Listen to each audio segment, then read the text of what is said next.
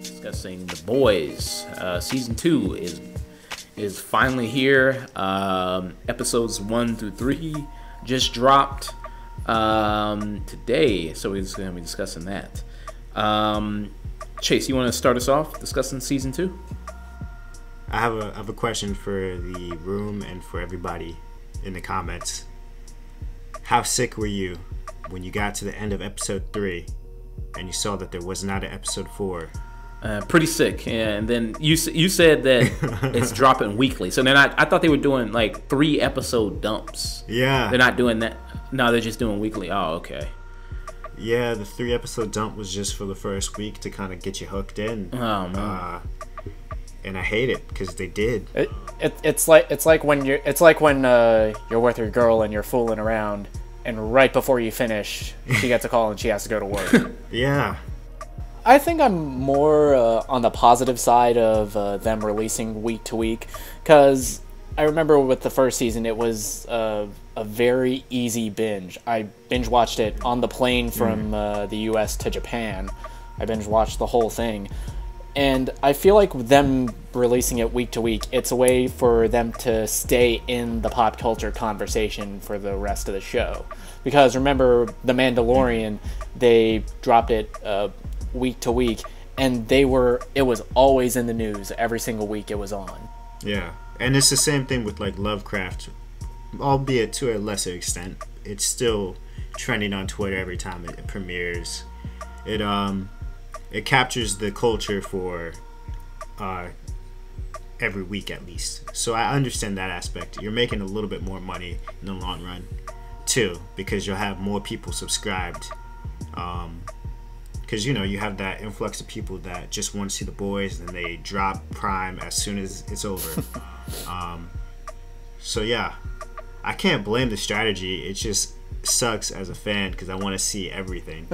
But I think the beauty of weekly television is the theory crafting and just the anticipation. Yes, the theory crafting, the anticipation, and also the water cooler conversation. Yeah, which doesn't really happen nowadays with everybody binge watching, and I feel like.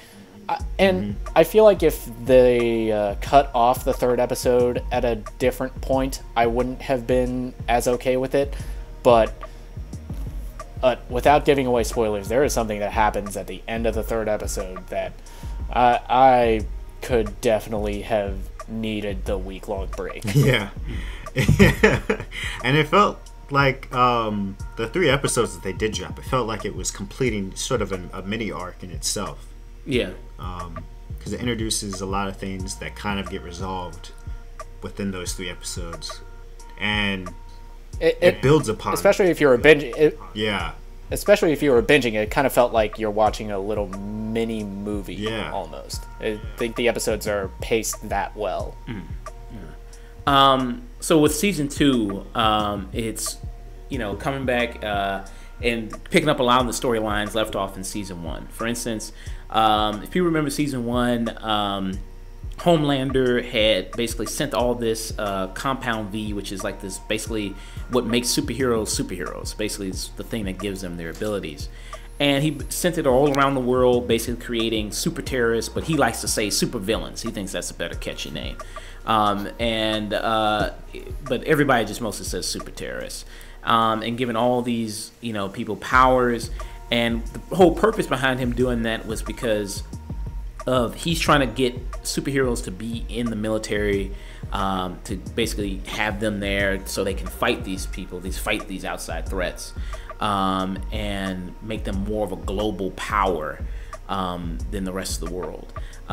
It also picks up with the final ending of him discovering that he had a son, which is something that he never thought he could ever do. And one of the final episodes of the first season, he actually takes Billy Butcher to the house with his ex-wife, or still his current wife actually, with his wife and with the son that Homelander had with Billy Butcher's wife. And now he's spending time with his son and learning that his son also has abilities and trying to teach him his abilities and failing miserably because he is just a sociopath and has no idea how to be a father at all or any caring individual at all. And I mean, you can't really all the way blame him all that much simply because, I mean, you know, look how he was raised. He was literally raised in a lab, you know. And another edition of this, like you said, new additions, you have Stormfront, who is the new member of the Seven.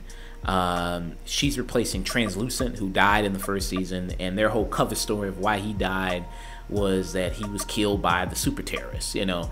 And one thing I really did enjoy and really like about the show is how they're able to kind of use this kind of superhero world to discuss real life kind of things, you know, because the whole kind of scare of, you know, these super terrorists, you know, there's these crazy people with powers, and you don't want them coming for you, do you? I mean, and then, you know, I'm trying to really ramp up that fear and build up that fear of terrorists, of people, especially, you know, brown people, you know, because you know, just trying to constantly ramp up that kind of that phobia, that xenophobia there, in order for people to be more pro superheroes, more pro, you know, killing them.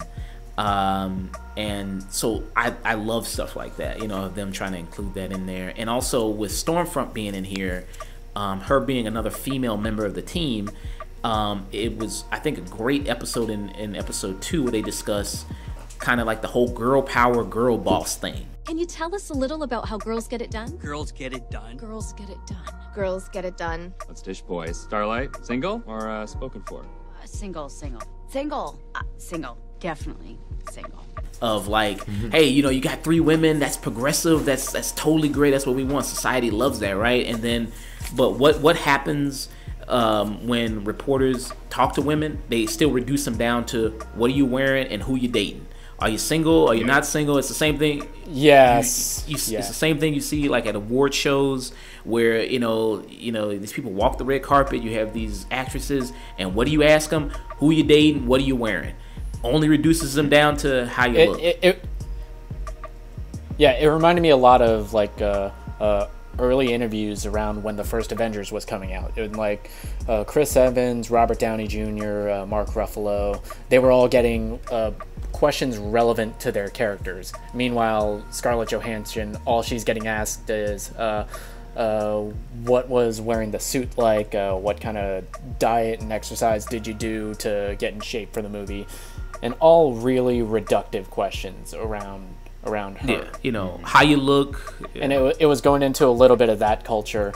Also addressing like the monotony of press junkets and doing stuff like that, getting asked the same questions over and over again. You know, the monotony of it, asking the same thing over and over, you know, and you know, you try to say like this is, and also commenting on like, you think girls do it better.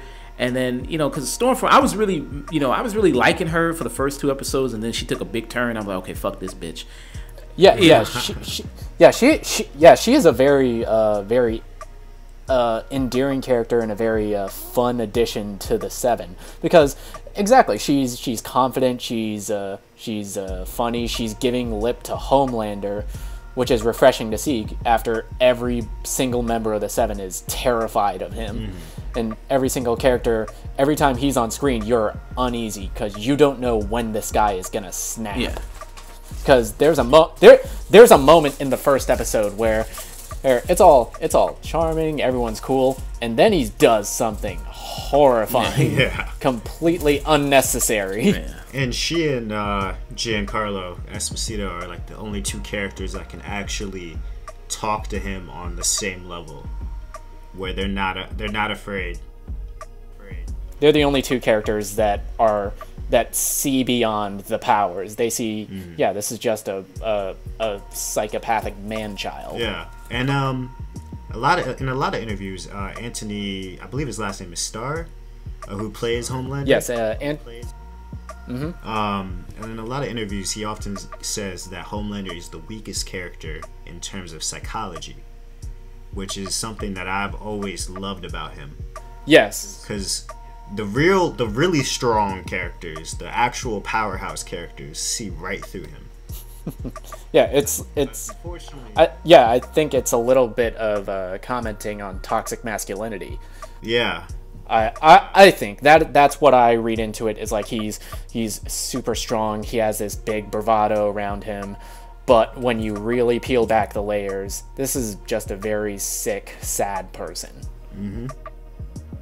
And he has all the traits of the perfect American man. You know, he's blonde, he's kind of tall, he has blue eyes, and he's just ripped. But deep down inside, he's just a man-child that loves milk.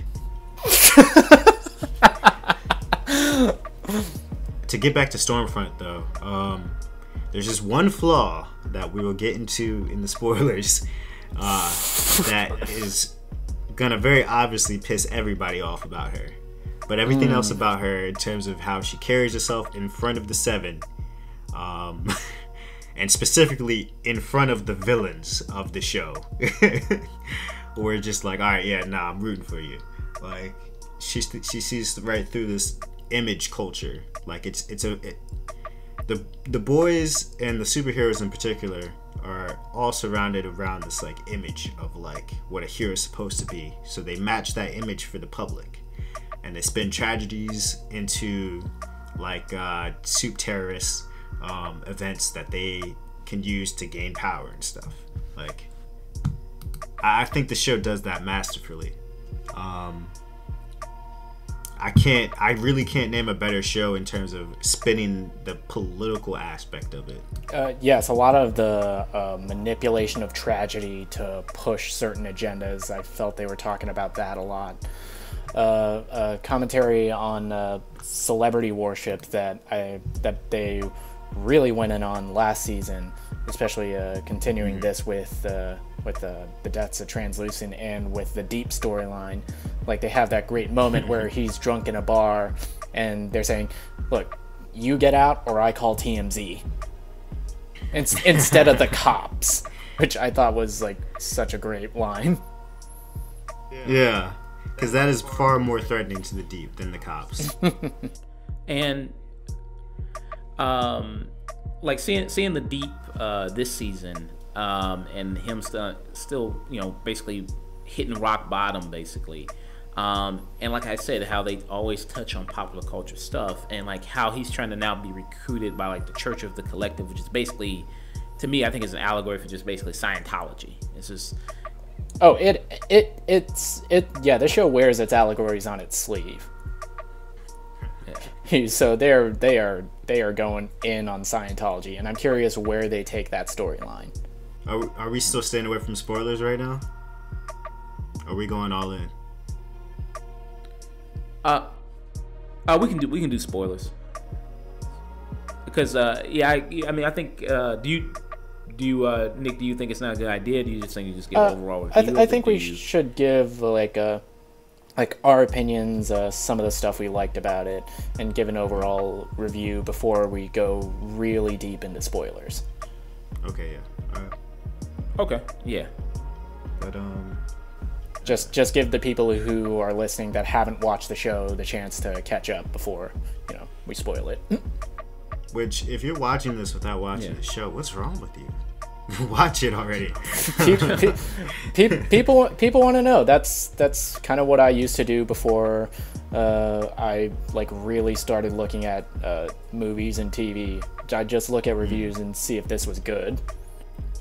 Well, my thing though is, if I had already seen season 1 of the show, then yeah, no, I'm jumping into it without seeing the review about season 2. Oh, okay, you got a point there. Yeah, but with movies, I totally get it, especially if you have like money involved with like Mulan, where it's like $30. I definitely need to watch a review before I even think about paying for this shit. Absolutely. Yeah, but to get back to the boys, I thought opening how they handle the funeral with Translucent is hilarious, and it felt, you know, ironic, and it felt painful because it was like damn, I know too many celebrities that they gave the same exact tribute to, where they have a famous celebrity sitting at their funeral. They're praising him like he was some saint, even though he may have not been. You know, it just like it was weird. It's pretty surreal. Yeah, we know too much behind the curtain of what Translucent was like as a character, so it's super funny to us. But we've all seen those celebrity funerals where it's a giant production. They're putting more money into it than Marvel did for the Avengers.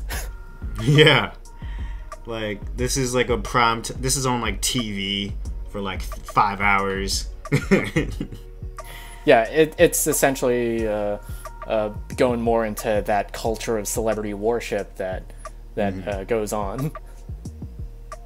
Yeah, and his commentary on that is just top notch. Yeah, this is without a doubt one of the best written shows on TV, and I'm amazed that we're getting this deep on a superhero property. Oh yeah, like on every level in terms of social commentary, the political spins, and just the game of politics, and then the psychology. And that in itself makes this so much better than the comic it's based on, because with a lot of Garth Ennis's writing, it's always it's a little edgy just for the sake of being edgy. And the characters aren't nearly as deep or well written as they are in this version. Eric Kripke, I think, is the perfect showrunner for this show. Oh yeah, I remember watching an interview, and he was talking about how he just naturally writes every villain like they're the hero of their own story, which is, in my opinion, the perfect way to write a villain. Exactly. The best way to write a villain is ask yourself if you can cut this in a way to where he is the hero. And in certain situations, like it's not that I quite understand or am rooting for Homelander, but like I love to watch him. You know, he's like, his performance is incredible, and the fact that Antony Starr does a great job. And the fact that Antony Starr and nobody in the show was nominated for Emmys this year is a gigantic snub. Yeah. I think his performance is really good, especially just his smile and how it's that weird evil smile that he gives. It's like a crocodile smile. It's the wider he smiles, the more afraid you should be. Yeah, just the whole way his jaw is just like built. It's terrifying to see him smile. And then his eyes. Yeah, the way he's articulating emotion with just his jaw, Karl Urban would be proud from Dredd. and it's the same thing with Butcher, with Karl as well, because he has, he doesn't necessarily use his jaw as much because he's not smiling as much as Homelander is.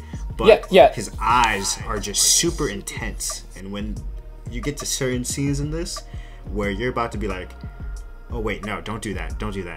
But you see it in his eyes. He's about to do it regardless of whatever you're thinking and whatever you think should be done. I feel like you don't get too many shows like this where you're getting that performance from almost everybody, where their eyes are just telling a whole story. Yes, and I'll touch back on that when we get into spoilers, where they're taking a less is more approach to their acting as far as like what's actually being said, and it's more about looking at their body language. It's looking at it's all in the eyes and the jaw. Because people try to say like Karen like has like an easy check because she doesn't say anything, but no, she's working her ass off throughout every scene. Absolutely, and I will definitely get more into that when we get to the spoiler section of this. Yeah. All right, so Chayse, give your overall thoughts of the 3 episodes, final thoughts on it, and we'll go into spoilers, and then after you, Nick, and then I'll give my overall thoughts and final thoughts on 3 episodes. I give episode 1 maybe like a 9, episode 2 a 9, and then episode 3 a 10. I don't like the ending, but I do love it because it's like, you know, it's one of those endings where it's like you hate to love it. Like you got to take a bath after watching this. So overall, you'd say average like 9.5. Crying in the shower in the fetal positions out of 10. Yeah. But what do you guys think? Okay, so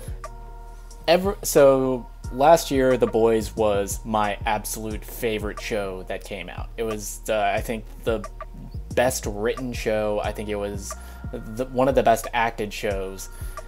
And I think it was one of the most culturally relevant things to come out. It's like it has a depth in its writing that is not too common with the superhero genre. And everything I loved about that first season, it is carried over right away into these first 3 episodes. The performances are all top notch. Even the characters that didn't get much to do in the first season, they're given a little more. They're given a little more depth and a little more stuff to do. The chemistry between all the actors, I think, is still there. And Aya Cash, she as Stormfront, she is so good as the endearing character that she is first seen as, but she takes a turn that is shocking. And going back to new additions, Giancarlo Esposito, I like that he's not exactly just cut and pasting his performance as Gus Fring into this. And yeah. I feel like this is like one of the most honest portrayals of real world issues that we'll get more in depth to in the spoilers. But overall, these first 3 episodes I give a perfect 10 out of 10. I cannot wait to see where the rest of the season goes. And I think the 3rd episode cuts off at that perfect point where, okay, I need a break after this. I guess my overall thoughts on it would be, I like how they picked up the storylines from season 1, followed through a lot of things, Homelander meeting his son and how him is just a terrible father, and also just touching on, like I said, touches on very different, you know, all these different social kind of issues going on, and like how the first season dealt with like women in the workplace, sexual harassment, sexual assault there, of the issue with the Deep.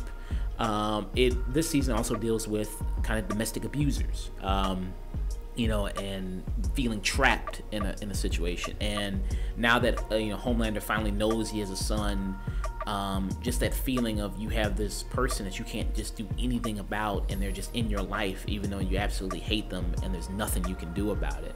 And that is such a familiar situation for a lot of people, especially women, especially when there's children involved. And you know, I think that's very, very relatable. So it just goes back to a lot of things the show does, that even though it's the superhero context, even if you don't care about superheroes per se, I think you could still get into it because it deals with a lot of those real life issues. Giancarlo Esposito coming in here, I think being an added addition, he's fantastic. He's really good. And like you said, how Chayse mentioned, he can really step toe to toe with Homelander. You know, he's not scared of him. It's not like a situation like with Elizabeth Shue in the first season where she was genuinely terrified of him, and she was just trying to really, you know, really just kind of play to his emotions and just mostly kind of just manipulate him because she was just so scared of him. He's not scared of him, you know. I mean, he just knows he can kind of push him around and tell him what to do, and you know, and basically he just knows he can control him, which is something really great to see. Great to see that dynamic. It kind of feels like a mother dealing with her spoiled child, and then the dad comes in and is like, nah, I ain't playing, boy. Yeah, my favorite line by him is when he says, the infant's down at floor 99. You know, so he has that very, very good, you know, scenes with him that they're just fun to watch. Stormfront, another great addition. How she is that commentary of, just kind of has no filter, kind of just says what she wants to say, and it's refreshing at first. Like she just kind of thinks without saying anything and just kind of says what's on her mind. But then, as you mentioned, the character that takes that turn it's a dramatic turn, and it's really a turn that really just makes you hate her just that quickly, almost as much as Homelander, if not maybe even more than Homelander. Seeing the other different characters, like with someone like the Deep, of what he's getting into, meeting the Hawkeye ripoff, and him trying to get into like this Church of Scientology, him trying to come back. Again, I think that mirrors a lot of like when celebrities fall rock bottom and they try to get back using religion or trying to be born again. It's like, I'm saved, I'm born again, I have this new religion in my life, therefore I'm a totally different person, even though you're just kind of the same shitty person that you always were, just with religion draped over it, which is very nice. The boys themselves, led by Karl Urban, I still don't think there's really a lot of dimension to them as much as the heroes are. I think that a lot of characteristics like of Karl Urban is, I'm surly and I want to get my wife back, and if you stop me from getting my wife back, I hate you for it, and I will do anything to do that. So to me, not say he's kind of one note, but a lot of that is his drive, his purpose, and kind of his thing. Jack Quaid, who's Huey in the movie. They mention like him being kind of like the Jiminy Cricket of the group, the moral center of the group, and him kind of driving that force. And I think a lot of his stuff can come off as a little whiny at times, a little kind of a little annoying, constantly. Even though when they're telling them, no, we can't do this, no, we can't do that. In some situations, but I still think he was very, very solid. I think he has a lot more dimension to him, I think, than anyone else. Like, for instance, the French character in it, I still think he's still just trying to hook up with Kamiko, trying to build that bond, like kind of that's his whole thing. I don't think that's much different from season 1. The actor who plays do you know Mother's Milk is played by Laz Alonso. Still don't think there's really a lot of dimension to him, all that much, other than getting wanting to be back with your family. And in this season, he's building a dollhouse, so that's exciting. Vermont dollhouse. That's pretty exciting. So I still don't think there's a lot of dimension to the boys themselves, other than maybe Huey. And I would like to see more of that in upcoming episodes of season 2. Overall, I really enjoy these 3 episodes. I just recently saw season 1 just like a few weeks ago in preparation for season 2, because I had never seen The Boys. I'd heard everybody always talking about how good it was, and I did appreciate how really good it was. And I saw what people saw in it and talking about how great it was. And in this season 2, the first 3 episodes, I think it's on par with season 1 so far. There's a lot of great elements that I want to see and want to see paid off. I am really, really nervous for a lot of characters in this. For instance, like the woman who came back from season 1, who replaces the Elizabeth Shue character, her role in it. Now she's kind of the one that's in charge of them. And man, I mean, I'm just so in charge. Yeah, I mean, quote unquote. Yeah, and I mean, I am just so terrified for her. And it's just like, I really want to see what they do with that. So yeah, I mean, overall, I would give it a solid 8 out of 10. Pretty high. Want to see more, and definitely looking forward to more episodes.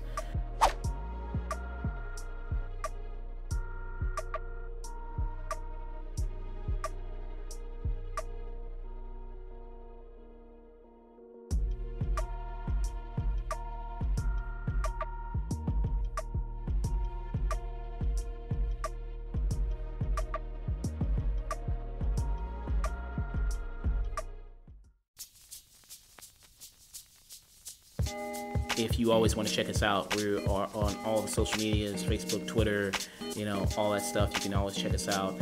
To all you wonderful people out there listening to this, hope you have a wonderful day, and don't forget to always stay tuned.